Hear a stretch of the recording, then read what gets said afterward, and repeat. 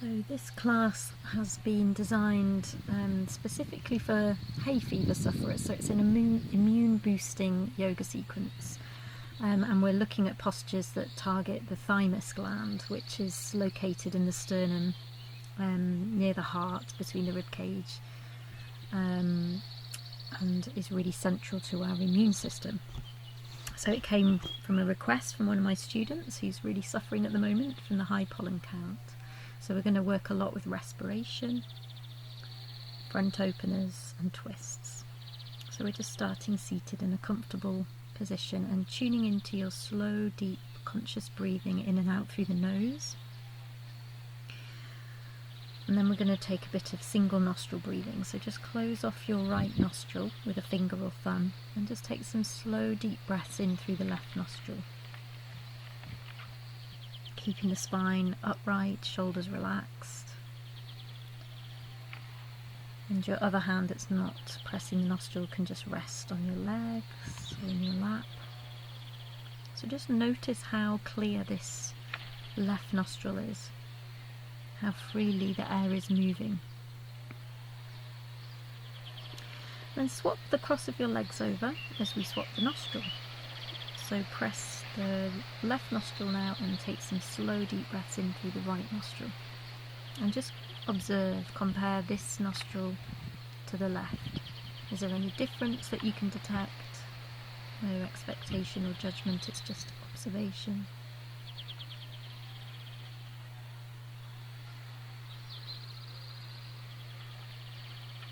Traditionally, the right side of the body is our yang side, our sun energy. And the left is our yin side, our female moon energy. And then release the hands and take some more slow deep breaths through both nostrils. And just notice how they feel, if the air feels balanced between both nostrils or still favouring one nostril. Usually we do favour one, and it tends to periodically swap sides. We're going to work with breath techniques. So Bastrika is the bellows breath. Take the hands overhead and spread the fingertips really wide. This is a great dynamic breath for clearing out the nasal passages. We're going to breathe forcefully in and out through the nose. So as you exhale, you're going to bring the hands down to the shoulders and make a fist. And as you inhale, take the hands back up, full stretch, spread the fingertips wide. Go at your own pace. You don't have to go at the same pace as me, but we want to do a couple of rounds of between 10 and 20. And it's dynamic, forceful breath in and out through the nose. And just stopping the first round, take some slow, deep breaths in between. Closing the eyes, just observing maybe the third eye area, space between the eyebrows, sliding the eyes together and upwards to that area. If you start to feel lightheaded or dizzy, just don't do this second round, otherwise another round. Spread the fingertips wide, arms overhead, and exhale as you pull the hands down to the shoulders in a fist. Inhale, extend up, and just keep going at your speed between 10 and 20 rounds. So make sure on the inhale there's a full stretch and a really dynamic spreading of the fingertips, and that forceful exhale through the nose, hands come to a fist at the shoulders. It's strong work. You'll feel it in the upper back and the shoulders. And then just release the hands and take again some slow deep breaths, closing the eyes, letting the gaze slide upwards towards the third eye. Maybe feeling a tingling sensation in the palm. So what we're doing here is clearing the nasal passage, and also just generating a lot of high energy, a lot of prana, which can help shift things, help move allergens through the body a bit quicker. And really all yoga is immune boosting. So anytime you come to the yoga mat, you are boosting your immune system. Okay, we're going to work with Shitali, another breath technique. If you can roll your tongue, roll the tongue. And if not, you're going to touch the tongue to the back of the teeth, top front teeth, and just have a little gap between the lips as if you've got a straw. And we're going to take between 3 and 5 slow deep inhales, either with the tongue rolled and sticking out, or like this little straw hole touching the back of the teeth. So you should feel as you inhale a cooling as the water evaporates, and then as you breathe out, just let the lips be together gently and breathe out through the nose. So it's in through the mouth with the tongue rolled or touching the back of the teeth, and out through the nose with the lips gently touching. This is a cooling, calming breath, good to do after the dynamic Bhastrika. And when the pollen count is high, usually the weather's a bit muggy and hot, so a great one to do on hot days to cool everything down. I'm releasing that practice at the end of your next exhale. And we're just going to finish with the lion breath. Oh, sorry, no, I'm out of sync. We're going to do some cat-cows. Seated. So as you inhale, take the shoulders back, chest forward and look up. And as you exhale, bring the shoulders forward and press the back behind you. Hands are on the knees here. So just moving backwards and forwards. As we come forwards on the inhale, we're kind of opening up the sternum. We're stimulating the thymus gland. Taking the head back helps with that. Opening the chest and the throat area. So keeping it going, maybe one more round.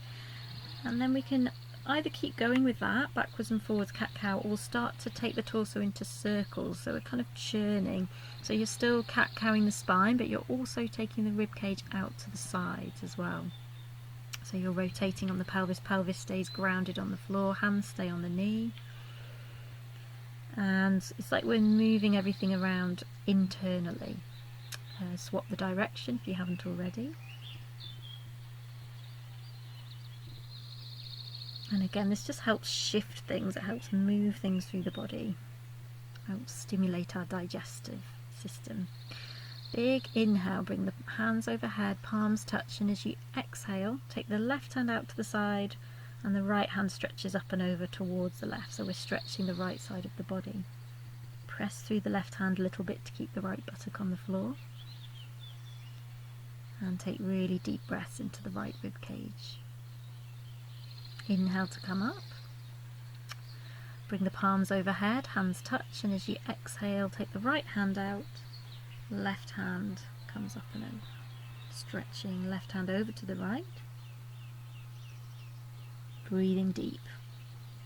So we really want to free up the musculature, our breathing apparatus, the muscles between the ribs, the intercostal muscles. Inhale, hands above the head, palms touch. Exhale, twist. Take the right hand onto the left knee and the left hand behind you as your prop and look over your left shoulder. Spine stays vertical, shoulders relaxed. Deep breaths. Freeing up the torso, freeing up the rib cage so that we can breathe fully. Come back to neutral, facing the front. Inhale, take the hands above the head, palms touch. Exhale, take right hand to left knee. Sorry, left hand to right knee. Right hand behind you, look over the right shoulder.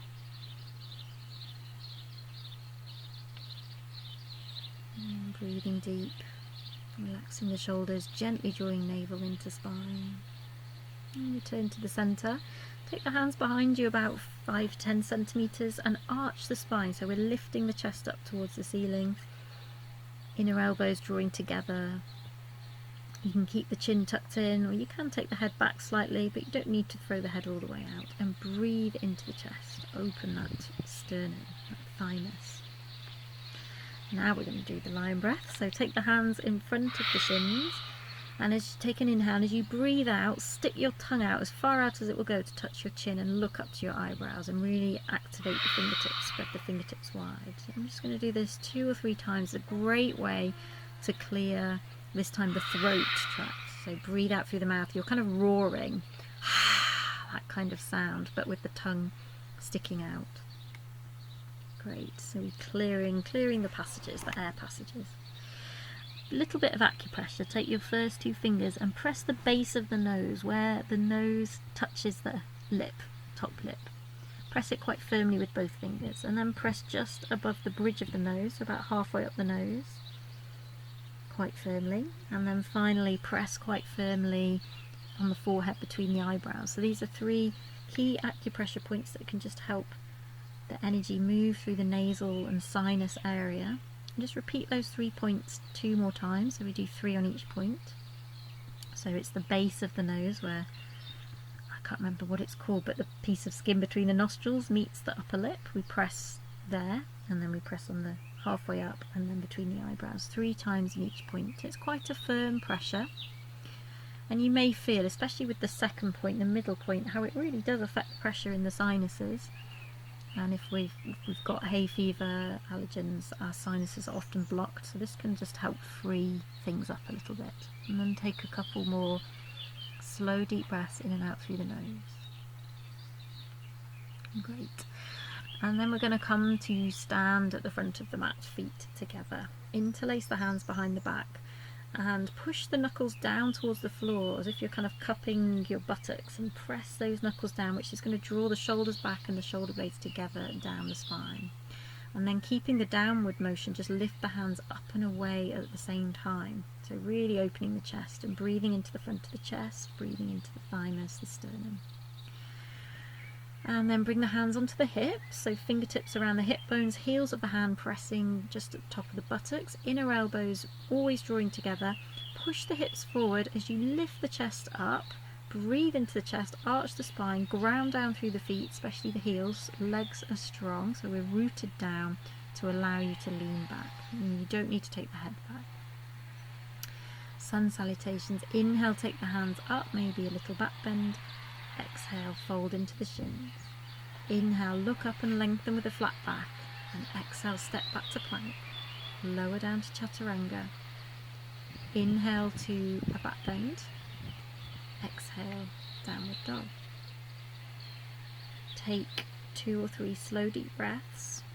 And when we're established in downward dog, we're going to take Kapalabhati, another breath technique. You might just be able to make out my belly here pumping. So as you exhale through the nose, you draw your lower belly up towards the spine, which forces the breath out the nose. The inhale just happens of its own accord. It's a kind of a pumping action in the lower belly. On your next inhale, step the feet to the hands and look up and lengthen. And exhale, fold into the shins. Inhale, raise the hands above the head, palms touch, maybe slight back bend. Exhale, hands to the side. And a couple more. Inhale, take the hands up, palms touch, look up, slight back bend, hips forward. Exhale, hinge at the hips, hands down, folding in, dropping the head. Inhale, look up, lengthen the spine, shoulders back, chest forward. Exhale, step back to plank. Inhale in plank, full body integration. Now bring the knees down this time. Exhale, push the floor away as you lower the chin and the chest, keeping the hips high. Inhale into your back bend, shoulders back, chest forward, looking up.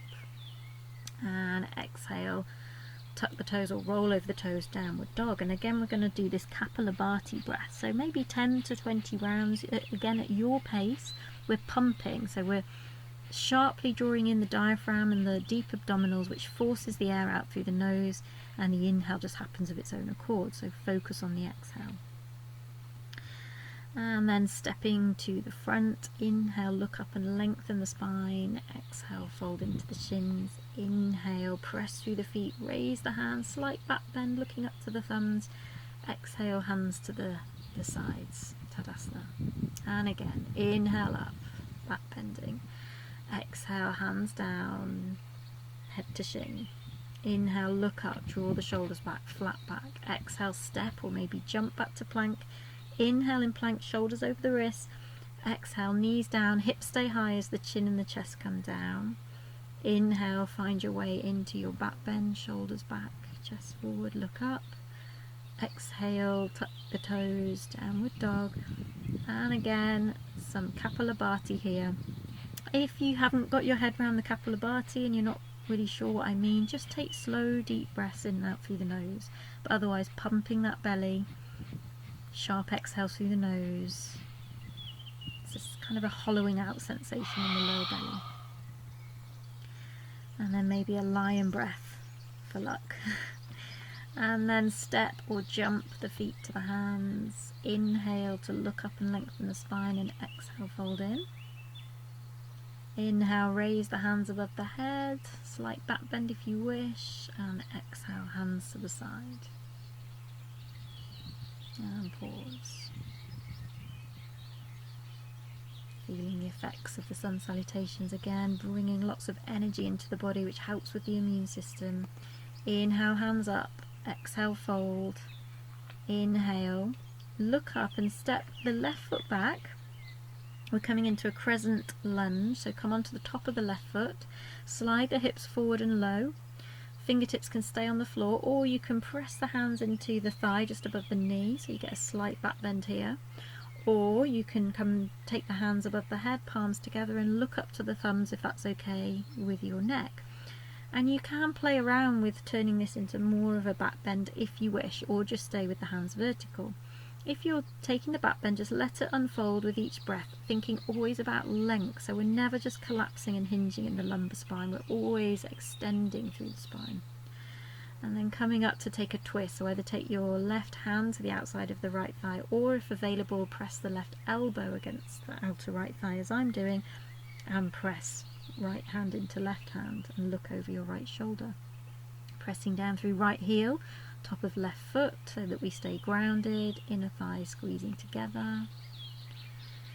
Inhale, turn back to the front, and then one more little back bend. If available, take the left hand to rest on the back of the left leg, otherwise just let it dangle, and reach the right hand up vertically, and again, option for those who want to go deeper to start to take the right hand back, and if you're more open, you can start to walk the left hand further down the left leg as well.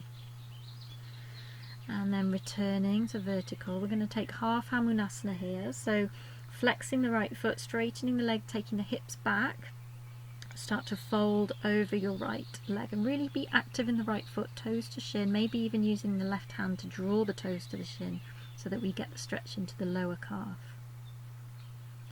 And then tuck the left toe under, step the right foot back, coming into downward dog, just taking a breath here between sides, 1 or 2 deep breaths. Downward dog is a wonderful posture for boosting the immune system. And then step the left foot forward between the hands, bring the right knee down, come onto the top of the right foot, slide those hips forward and low, either fingertips on the floor or hands press onto the thigh, or full posture. Take the hands up, press the palms together and look up to the thumbs. Now lift up, stretch dynamically through the fingertips so that we get this extension in the spine, and keep that extension, especially if you're going to start going back into a back bend. We want to always be reaching through the fingertips so we don't just dump everything into the lumbar spine, the lower back. So stretching dynamically back through the fingertips. Coming back to vertical, either take your right hand to the outside of the left thigh and stretch the left hand back, or press right elbow into outer thigh and resist with the thigh and press the palms together, look over the left shoulder. Again, feel your foundations, left heel, top of the right foot. Always staying grounded.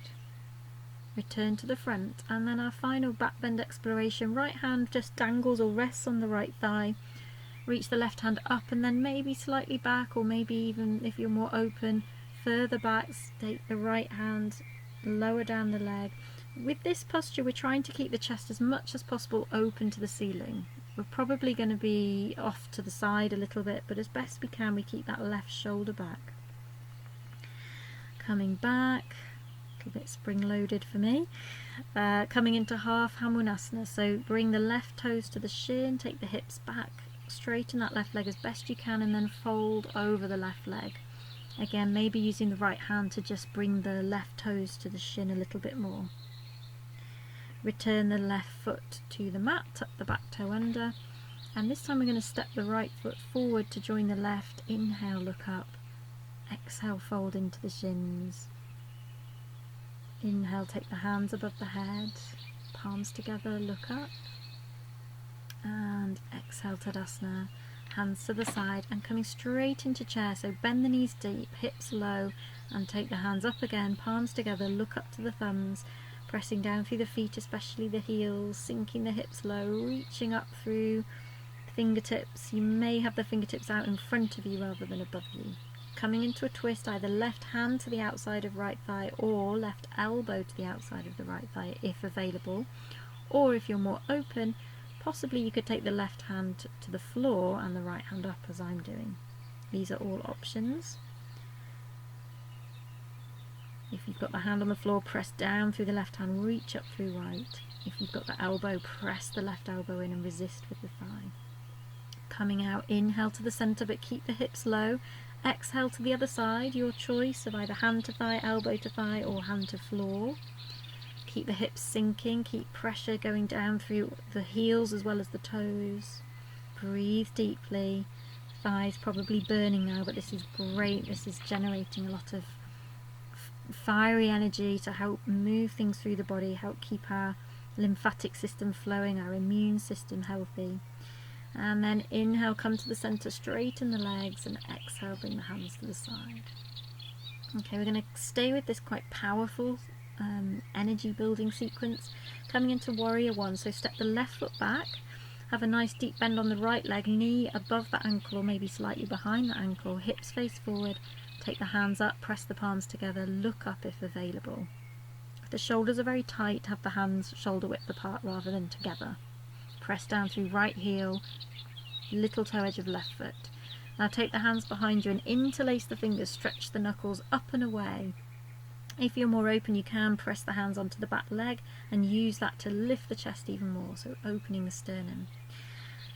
And then exhale into humble warrior. So as you exhale, bring the head forward to the inside of the right shin and the hands come up and over, so you're still stretching the knuckles away from the back. So really pressing into the little toe edge of that left foot as your anchor. Inhale, come up and all the way up into warrior one again, so hands come up again, and just pivot on the feet to face the back of your mat and take the same sequence on the other side. So just check your heels are in line. Nice deep bend on the left side now, looking up to the thumbs, pressing through the little toe edge of the right foot, heel of the left foot. Strong warrior breath. Bring the hands behind you, interlace the fingers, ideally with the other little finger on the outside now. Lift up and away to open the chest, maybe taking a bit more of a back bend by resting the hands on the back leg and lifting the chest up. So getting into the space behind the heart, the thoracic area. Exhale into humble warrior. Bring the head to the inside of the left thigh or shin, or if you're more open, maybe head to floor. And arms up and over. And remember your anchor, press into the little toe edge of that right foot very strongly. Inhale, opening the hands up, back into warrior one. Look up for a moment. And then pivot to come all the way back round to the front of the mat and step the feet back, come to plank. Exhale, lower down to chaturanga. Take an extra breath in chaturanga and exhale down to the belly, your belly on the floor. And just take a rest here. That was a strong standing sequence, so just let the breath settle, let that heart rate come down, maybe resting the forehead on the backs of the hands. Take some deep breaths. And then we're going to work with the thymus gland. So coming into Sphinx, elbows underneath the shoulders or maybe slightly in front. And then use your hands to kind of draw the floor back towards you to traction the front of the body. So you feel the stretching on the belly. Keep drawing the shoulder blades together down the spine, shoulders always moving away from the ears. Lots of space around the ears, long neck. Relax the buttocks, but gently press the top of the feet into the mat. And breathe, breathe into the chest. If that's enough for you, stay there, but if you want more of a stretch and opening, come up onto the hands and maybe walk the hands in a little bit, but keeping the pelvis on the floor, keeping those shoulders away from the ears, so there's this extension through the spine as if someone's pulling up on the top of your head with a piece of string. Lots of space between the vertebrae. Breathe into the front of the chest. Option here to bend the knees and maybe walk the hands in further and drop the head all the way back. And really try and squeeze the heels into the buttocks. If you cramp in the hamstrings or backs of the legs, just skip this, don't force it. But otherwise, really opening the chest here, taking some deep breaths into the throat and sternum. And then releasing the legs back down, strong work. Slowly lower the belly back down onto the mat, rest the forehead onto the backs of the hands, wobble the hips a little bit side to side to release the lower back. And take some slow, deep resting breaths. So we're going to repeat. You can either repeat what we just did, the cobra, up on the elbows or up on the hands, or there's an option here to go into a deeper back bend, which is Dhanurasana, the bow. So if you want to go for the bow, you're going to bend the knees again, heels towards the buttocks, and reach back to take the front of the ankles. It's up to you if you point the feet or flex the feet. I prefer to flex, but the work happens. Oh, I'm just showing you here, if you want to play with half bow, you can just bend one leg and do one at a time up on the forearm of the opposite side, and then you would swap sides. But for full bow, reaching back for both feet, and then the work is initiated with the legs, so you push the ankles into the hands, and that action lifts the shoulders up. Keep the legs working hard, heels away from the buttocks. Now, a natural rock might start to come in, as it is for me, so you can just go with that with the breath, or be still, but keep the legs working super hard. And remember, you can just be repeating the previous back bend if that's better for you. And then release. Take some nice deep breaths into the lower back, maybe wobbling the hips or even bending the knees and windscreen wiper the legs side to side as I'm doing. Turn a cheek to the floor. If you're turning a cheek to the floor, make sure after a breath or two you turn the opposite cheek so that you stretch the other side of the neck. So really the key here is just deep breaths to release any tension that came into the spine there, the muscles around the spine. And then coming out, cross the ankles, hands underneath the shoulders, lift the navel up to the spine, so we suck up the front body, and then press so we come up as a straight line with strength. And then uncross the ankles, stretch the hips back onto the heels, but keep the fingertips stretching forward, so we're tractioning out the spine, lots of length in the spine, but hips are heavy, hips are sinking onto the heels, and the fingertips are reaching forward. Head's resting on the floor or a block or a cushion. And then you can either keep the hands stretched forward or maybe just come into full balasana, the child's pose, by taking the hands back towards the feet and allowing the shoulders to just flop forward here. And taking deep resting breaths. This is our counter pose for the back bending, so enjoy, breathe into the lower back, breathe into the whole of the back. And then slowly come up to kneeling. Last thing to come up is the head, and just take a moment here, let the spine find its natural S-shaped curves again. I'm going to take a really gentle twist, so just take the left hand onto the right thigh, right hand either dangling behind you or on the floor if you can reach. And you're not even looking all the way over your shoulder here, you're just slightly turning to the right. Come back to the centre, take a moment, and then take it to the other side. So you're not going to your full twist here, it's just a gentle twist each side, just to ease the spine after the back bending. And then coming back to the centre, bringing the hips down to the floor. And we're going to come into another little fiery posture here to get the energy moving, Navasana. So bending the legs, coming up onto the toes, reaching the hands forward, palms face each other, lift out of the low back, lift the chest, shoulders back, lean back slightly. You can either have your toes still touching the floor or legs bent, hands behind the knees, or full posture is straight legs and palms face each other. Lift out the lower back, chest lifting, smile, relax, breathe. Quality, not quantity. 3 to 5 slow, deep breaths.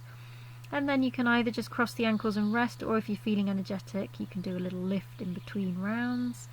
And round 2, 3 to 5 breaths. Extend the legs, either bent or straight. Lift out the lower back and just go with your breath. I know this is an intense posture, so be with the breath, not the body sensations. And release, so either just hugging the knees or maybe lifting up, lowering, and then come into round 3. Stretching through the toes, inner edges of the feet touching, lift out of the lower back, shoulders back, chest lifts, relax the jaw, try a smile, and release. Great. And then we're going to come down to the mat, so knees bent, try and keep the feet on the floor as you take the hands out in front of you and release the spine to the mat, vertebra by vertebra.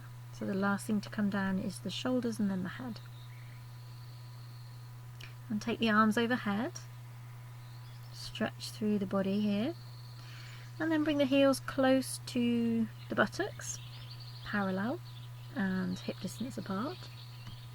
Press the palms down. I'm going to come into another thymus stimulating posture, front opening posture, Setu Bandhasana, the supported bridge.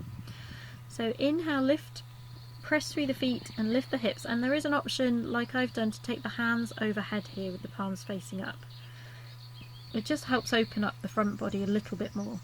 And then you're really breathing the chest to the chin, opening the front body with the breath, Legs are strong. Imagine you've got a block between the thighs that you're just squeezing, even though they're not together. That's that sense of coming together. Stay here for a few more breaths, or if you're feeling open enough, option to come up to full Urdhva Dhanurasana, the wheel. Requires very open shoulders and upper back, so if you don't feel prepped, just stay with Setu Bandhasana.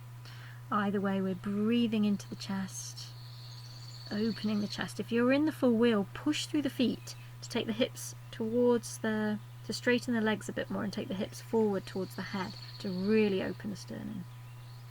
Coming down, tucking the head in, everybody coming down, placing the vertebra back down on the mat one by one, sacrum releasing to the floor, and just take some resting breaths here. Breathe into the sacrum, relax the belly, let the nervous system calm down.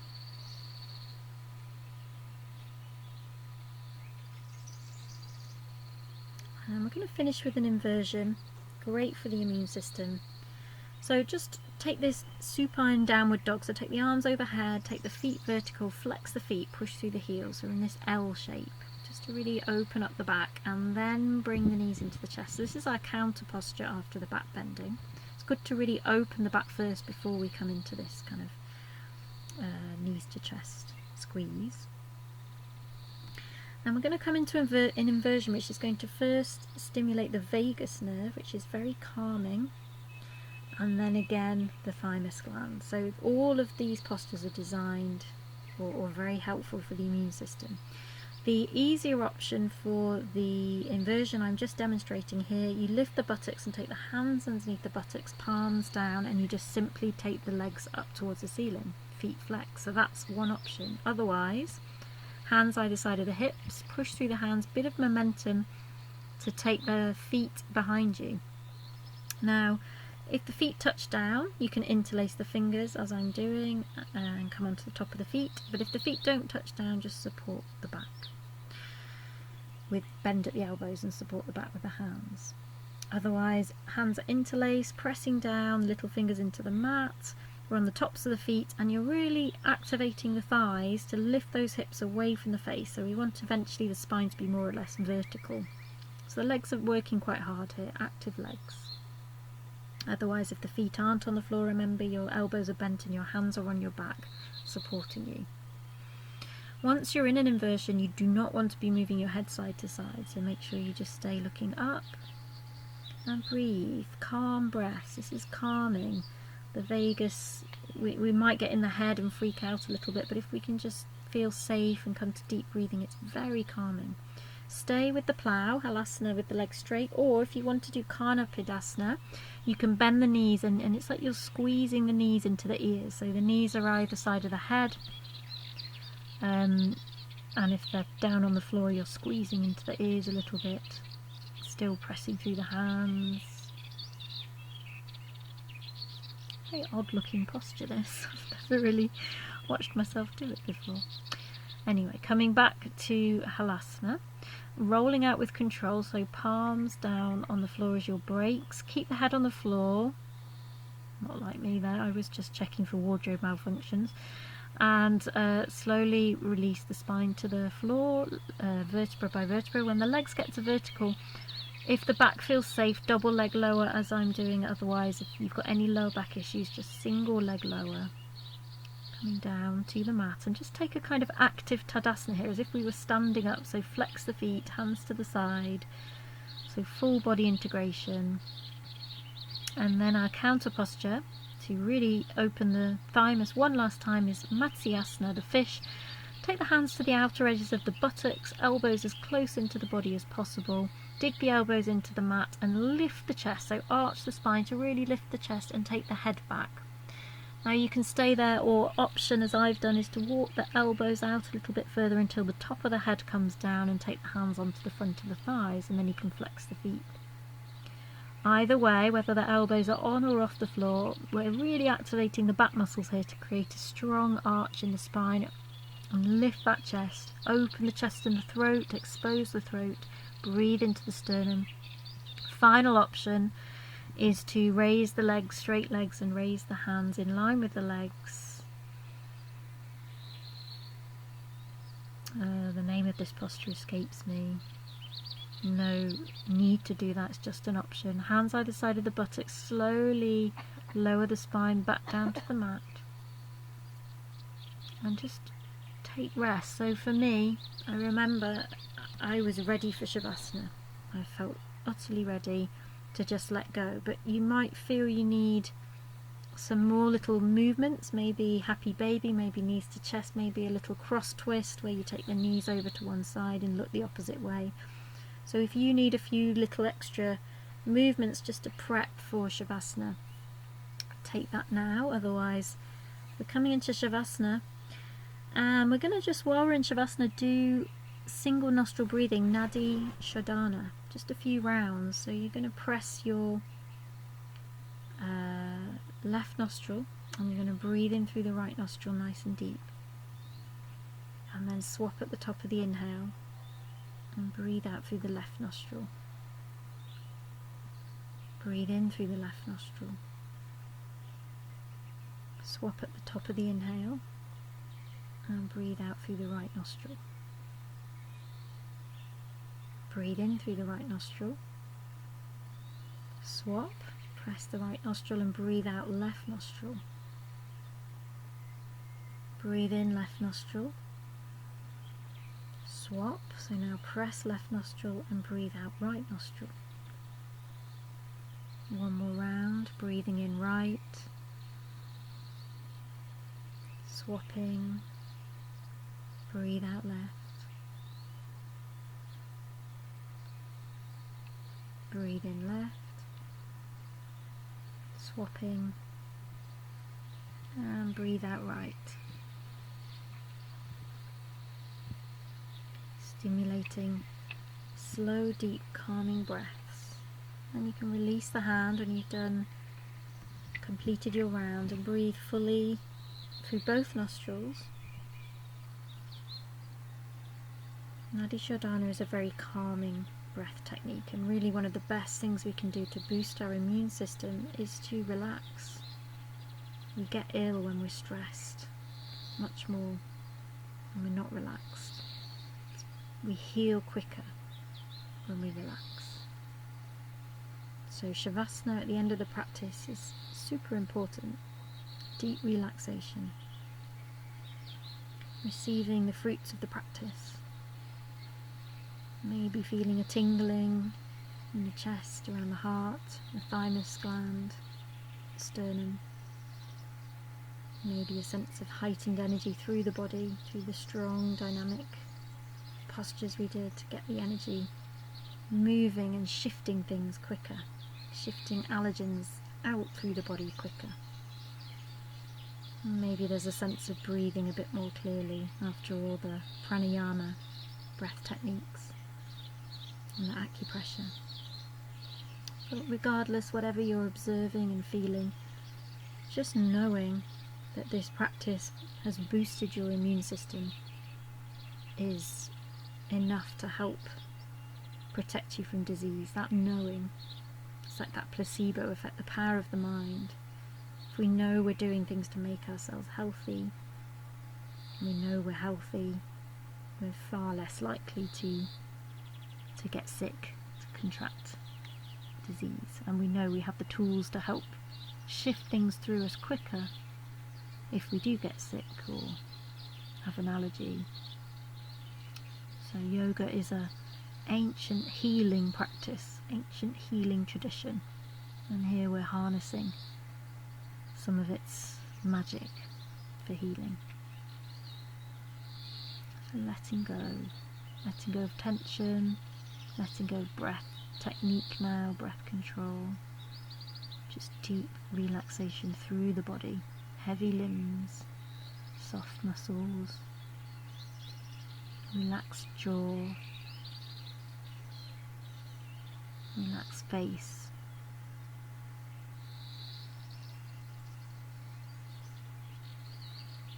Stillness, quiet, peace.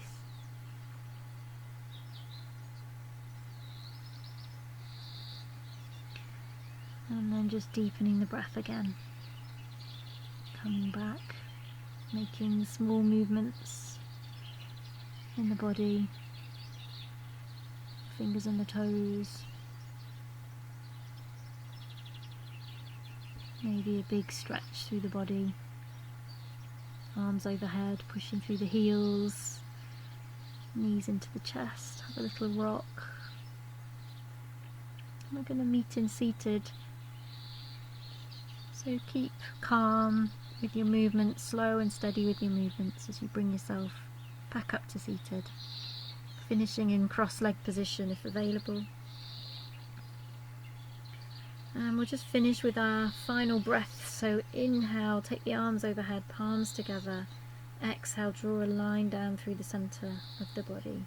And just repeat that one more time, releasing the hands to the side. Take a big inhale, stretch the hands out, palms together, look up. Exhale, draw the hands down through the centre line of the body. Thank you for sharing practice with me. Namaste.